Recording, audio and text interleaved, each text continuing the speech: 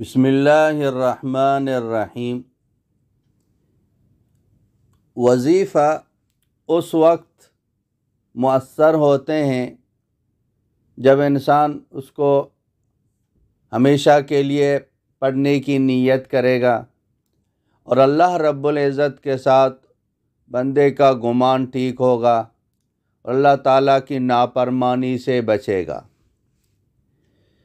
उसके हर काम अल्लाह पाक के फजल व करम से बन जाएंगे, जो चाहेगा वो हो जाएगा। ये वज़ीफ़ा हदीस से साबित है और अल्हम्दुलिल्लाह जब से मैंने सुना है, पढ़ा है, कभी मैं इसको नागा नहीं करता। ये नहीं कि मैंने एक दो दिन कर लिया इसको छोड़ दिया, कभी भी मैंने इसको छोड़ा नहीं। इंशाअल्लाह ताला जब तक ज़िंदगी रहेगी इसको छोड़ूंगा नहीं, क्योंकि हदीस से साबित है। तो इससे बड़ा मुजर्रब क्या हो सकता है। और अल्हम्दुलिल्लाह इनकी खैर बरक़ात ये सारी चीज़ें अपनी आँखों से देख रहा हूँ। और जितने भी औलिया गुज़रे हैं उन्होंने भी इस पर अमल किया है, लोगों को भी बताया है। हज़रत मौलाना मोहम्मद इलियास नव्वरल्लाहु मरक़दहु जो इस वक्त जो तबलीग का काम चल रहा है उसका बानी थे और ये अपने हर साथी को बताते थे कि इस पर अमल करें। दौलत आपके कदमों में आएगी, खैर व बरकत इतनी होगी कि लोग भी हैरान हो जाएंगे। जो चाहोगे वो मिल जाएगा। हाँ, जो मांगोगे अल्लाह रब्बुल इज़्ज़त आपको दे देगा। ये वजीफ़ा नहीं है, ख़जाना है, ख़जाना। अब इसको यकीन के साथ हमेशा के साथ पढ़ते रहें, पढ़ते रहें, पढ़ते रहें, तो इंशाअल्लाह ताला आपकी हर मुराद पूरी हो जाएगी, हर मकसद आपका पूरा हो जाएगा।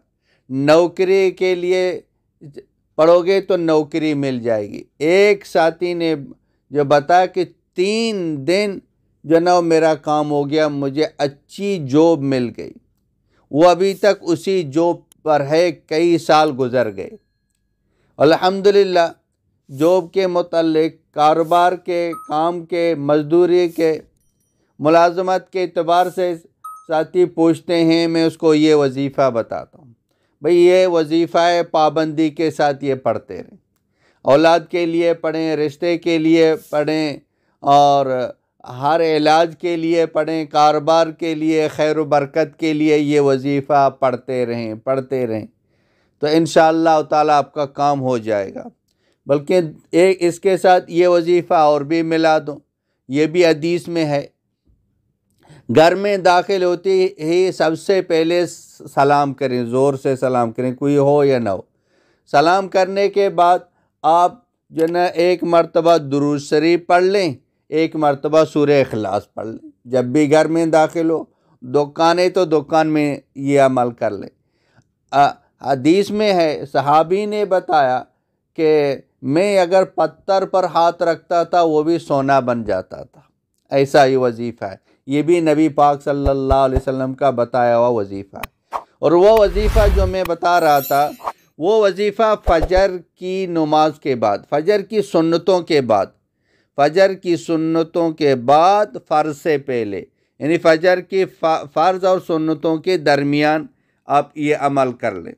वो अमल है सुबहानल्लाहि व बिहम्दिही सुबहानल्लाहिल अज़ीम अस्तग़फ़िरुल्लाह।